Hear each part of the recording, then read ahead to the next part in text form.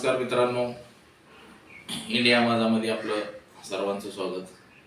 आज आपण नवीन विषयावरती चर्चा करणार आहे। त्याचबरोबर आपण दररोज नवनवीन विषय हे हाताळत असतो आणि नवनवीन विषय हे आपल्या सर्व प्रेक्षकांना अतिशय चांगल्या प्रकारे आवडत आहेत। त्याचबरोबर व्ह्यूज देखील, सबस्क्राईब देखील चांगल्या प्रकारे वाढत आहे चॅनलचं। त्याबद्दल आम्ही आपल्या सर्व प्रेक्षकांचं मनपूर्वक आभार मानतो। आणि आज जो आपण विषय घेणार आहे हा मराठा आंदोलनासंदर्भात निगडीत आहे। अधिवेशनामध्ये म्हणजे जरांगे पाटील, मराठा समाजाचे नवनियुक्त नेतृत्व जरांगे पाटील, हे जरांगे पाटील एकीकडे आणि महाराष्ट्राचं अख्खं सरकार एकीकडे, अशी जी परिस्थिती निर्माण झालेली आहे, आज आपण त्यावर चर्चा करणार आहोत। मनोज जरांगे पाटील यांनी गेल्या 6 महिन्यात पूर्ण महाराष्ट्र ढवळून काढलाय आणि महाराष्ट्र सगळा पिंजून काढून जरांगे पाटलांनी मराठा समाज पूर्ण जागरूक केलेला आहे। आरक्षणाच्या मुद्द्यावरती मराठा समाज हा खवळून उठलेला आहे। जरांगेंच्या लाखोंच्या सभा होत्यात। जरांगेंना चांगला प्रतिसाद पाहता जरांगेंना देखील महाराष्ट्र सरकारने चांगल्या प्रकारे सहकार्य केलं होतं। परंतु आज मागच्या काही दिवसामध्ये सरकारनं अधिवेशन घेऊन मराठा समाजाला 10% आरक्षण जाहीर केलं, त्याचं कायद्यात देखील रूपांतर केलं। परंतु हा कायदा करत असताना याच्या मागेही असेच प्रकार झाले, पण ते परत कोर्टात गेलं, कोर्टामध्ये काही ते टिकलं नाही आणि आज जे 10% आरक्षण दिलेलं आहे हे देखील पुढे जाऊन कोर्टात टिकल याची काही शक्यता फार कमी आहे। त्यामुळं आंदोलनकर्ते मनोज जरांगे पाटील यांना असं वाटतंय की आम्हाला ओबीसी मधून सरसकट आरक्षण दिलं पाहिजे। ज्या आमच्या 57 लाख कुणबी नोंदी सापडलेल्या आहेत, आज जरांगे पाटील यांच्या आंदोलनामुळेच महाराष्ट्रामध्ये 57 लाख कुणबी नोंदी सापडलेल्या आहेत। म्हणजे याच्या अगोदर जे मराठा समाजाचे मोठमोठे मोर्चे झाले, या मोर्चे मोठे झाले, पण यावेळी कुणबी नोंदी शोधल्या नव्हत्या। परंतु आता जरांगे पाटील यांच्या मागणीनुसार सरकारनं कुणबी नोंदी शोधल्या आणि त्या तब्बल 57 लाख नोंदी सापडल्या। आज 57 लाख नोंदी ज्या सापडल्या ते कुणबी मराठा दाखले त्यांना दिले जातील कुणबी म्हणून, ते ओबीसी आरक्षणामध्ये येतील।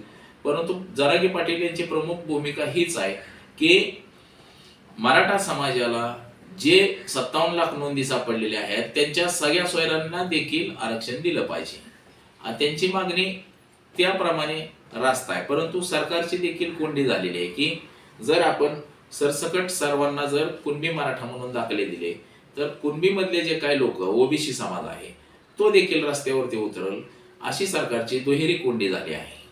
परंतु या कोंडीतून फुटण्यासाठी सरकारने जरांगे पाटील यांचं आंदोलन मोडीत काढण्याचं ठरवलं आहे।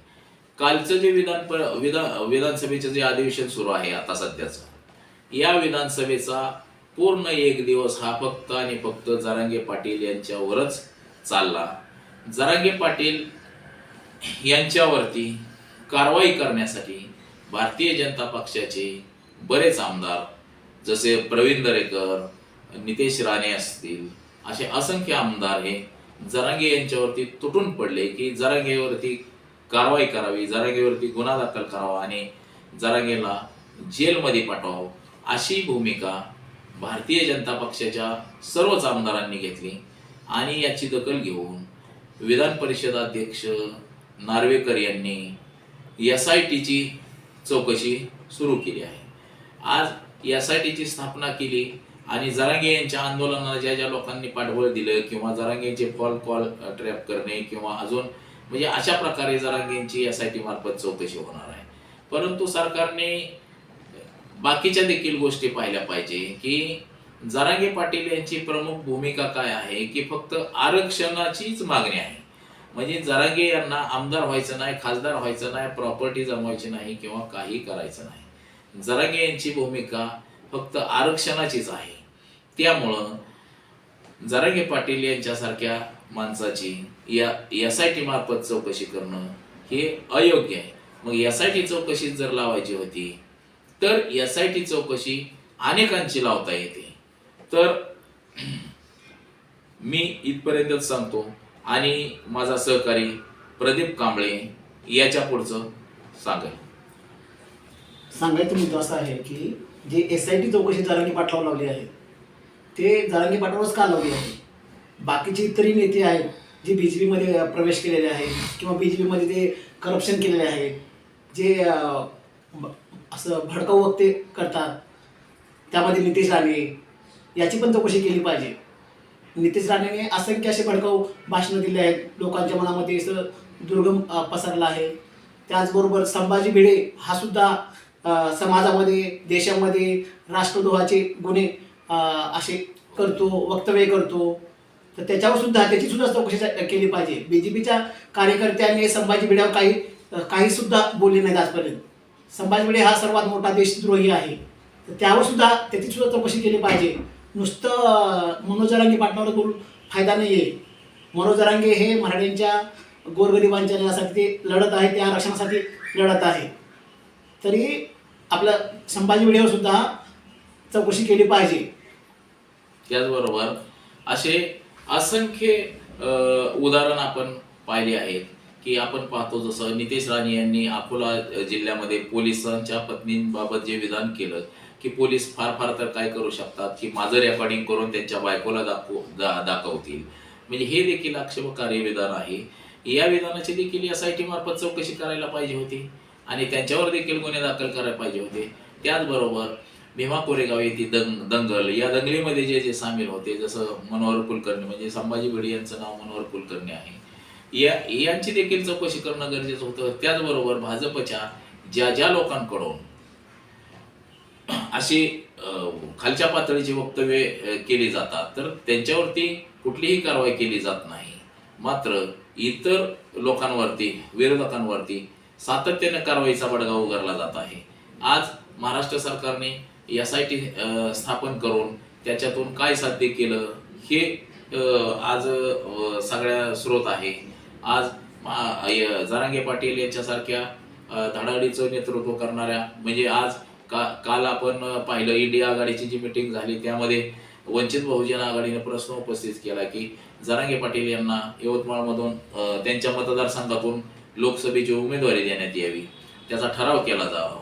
त्यावरती जरांगे पाटील यांना विचारलं असता त्यांनी अतिशय चांगलं आणि चोख असं प्रत्युत्तर दिलं की बाबा मला आमदार खासदार व्हायचं नाही, मला फक्त समाजाचं काम करायचंय आणि मला समाज पुढे न्यायचा आहे. समाजाचे जे गोरगरीब आहेत, तळागाळातले जे आमचे पोरं आहेत, ह्या पोरांना आरक्षणाचा लाभ मिळवून द्यायचा आहे आणि आरक्षणाच्या माध्यमातून आमच्या पोरांची शिक्षण होतील, नोकऱ्या लागतील. ही तळमळीची व्याख्या जरांगे पाटील यांनी बोलून दाखवली. त्यामुळं सरकार फक्त सरकारच्या विरोधात बोलणाऱ्यांवरच कारवाई करणार आहे का?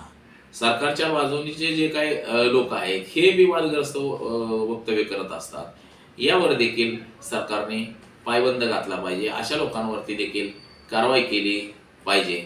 परंतु असं न करता फक्त आपल्याला त्रास होतोय किंवा आपल्या विरोधात कोण काहीतरी बोलतोय आणि फक्त अशा लोकांवरतीच कारवाई करायची, ह्या अन्यायकारक गोष्टी सरकारने देखील थांबवल्या पाहिजेत. त्याचबरोबर मनोज जरांगे यांच्या आंदोलनाला फार मोठं यश आलंय असंही म्हणता येईल. का तर निव्वळ जरांगे पाटील यांच्या आंदोलनामुळेच महाराष्ट्रामध्ये 57 लाख कुणबी नोंदी सापडल्या. त्याचबरोबर आज त्यांची जी सगळ्याची मागणी आहे, ही मागणी देखील जर समाजानं उठाव केला तर ही मागणी देखील पुढे येऊ शकते. आणि आज महाराष्ट्रामध्ये जे सरकारचं जे राजकारण सुरू आहे, जरांगे पाटील यांना डॅमेज करण्याचं जे काम आहे, हा जो डॅमेज करण्याचा जो प्रयत्न आहे सरकारचा, सरकारच्या माध्यमातून सरकारचे जे मंत्री जरांगे पाटील यांच्यावरती जे तुटून पडतायत, याचं नुकसान मात्र भारतीय जनता पक्षाला सोसावं लागणार आहे. या जरांगे पाटील यांची जी SIT चौकशी, तसेच जरांगे पाटील यांच्यावर जी टीका टिप्पणी केली जाते, याचा फटका हा येणाऱ्या निवडणुकीमध्ये भारतीय जनता पक्षालाच बसण्याची दाट शक्यता आहे. त्यामुळे भारतीय जनता पक्षामध्ये जे हे वाचाळवीर आहेत, या वाचाळवीरांना तात्काळ देवेंद्र फडणवीस यांनी अडवलं पाहिजे. देवेंद्र फडणवीस यांनी त्यांना समज दिली पाहिजे. एक जरांगे पाटीलच नाही तर इतर नेत्यावरती देखील टीका करत असताना जी शिवराळ भाषा वापरली जाते, ती शिवराळ भाषा ही महाराष्ट्राची संस्कृती नाही. शिवराळ भाषा ही महाराष्ट्राची नाही. शिवराळ भाषा ही शाहू फुले आंबेडकरांच्या राज्यात नाही. त्यामुळे ही शिवराळ भाषा वापरण्यापासून भारतीय जनता पक्षाने त्यांना समज दिली पाहिजे आणि कुठेतरी त्यांचे कान टोचले पाहिजे. तरच ही अशी शिवराळ भाषा वापरायची बंद होईल. महाराष्ट्र हे सुसंस्कृत राज्य आहे, प्रगतशील राज्य आहे. या प्रगतशील राज्यामध्ये प्रगतीकडे राज्य नेलं पाहिजे. राज्य अधोगतीकडे नेण्याचं काम ह्या राज्यकर्त्यांनी करू नये.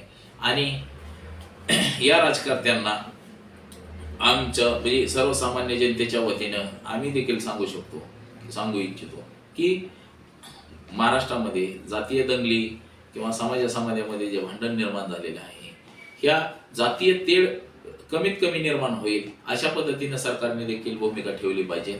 आजच्या एपिसोडमध्ये एवढंच सांगतो. आणि इंडिया माझा या चॅनलच्या नवनवीन व्हिडिओ पाहण्यासाठी इंडिया माझाला लाईक करा, शेअर करा, सबस्क्राईब करा. त्याचबरोबर भीमराव कडाळे पाटील या चॅनलला देखील लाईक करा, शेअर करा, सबस्क्राईब करा. त्याचबरोबर इंस्टाग्राम आणि व्हॉट्सअप यालाही फॉलो करा. एवढंच सांगतो आणि थांबतो.